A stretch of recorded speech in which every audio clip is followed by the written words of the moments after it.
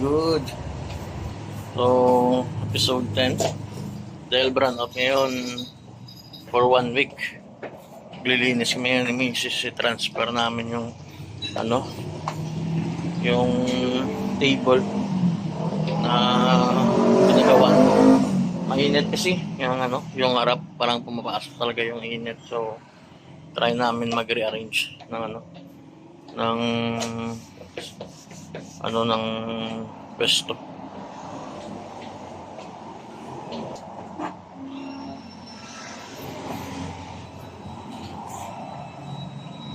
So yun, update na lang mamaya. Yung update tayo. So ito na ginawa namin.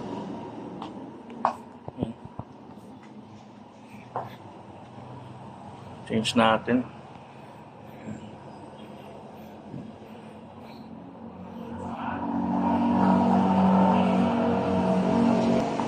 Yan, update lang. Yung update lang ng setup natin. Yan.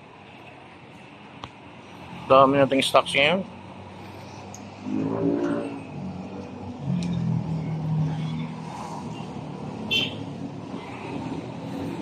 Yan. Ito yung Zara. Good condition yun, all good siya, ganda. Pwede pang motor. Ito ganda din. Calvin Klein. So ito yung setup natin. Dito na natin nilagay yung cups. Tapos yung sandal dyan na.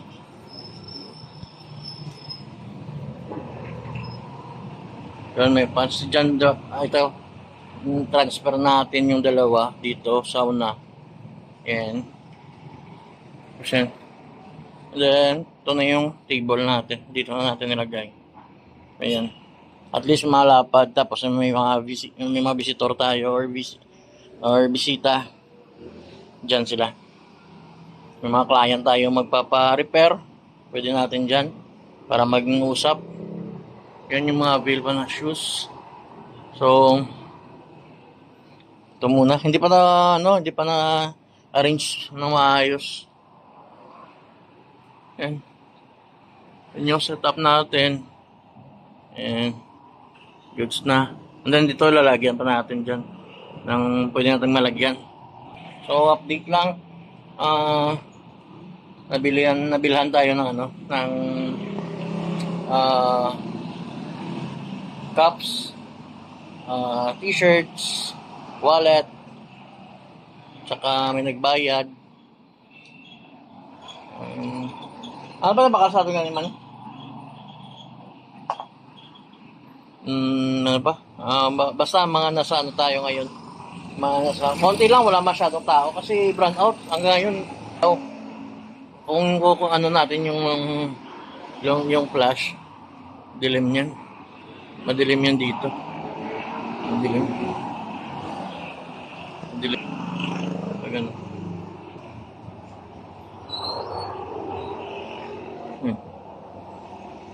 So mamaya magko-close. So nag-change kasi ng yung parang electric namin dito, nag-change. Hindi na Sineco. Negros Power na. So yun.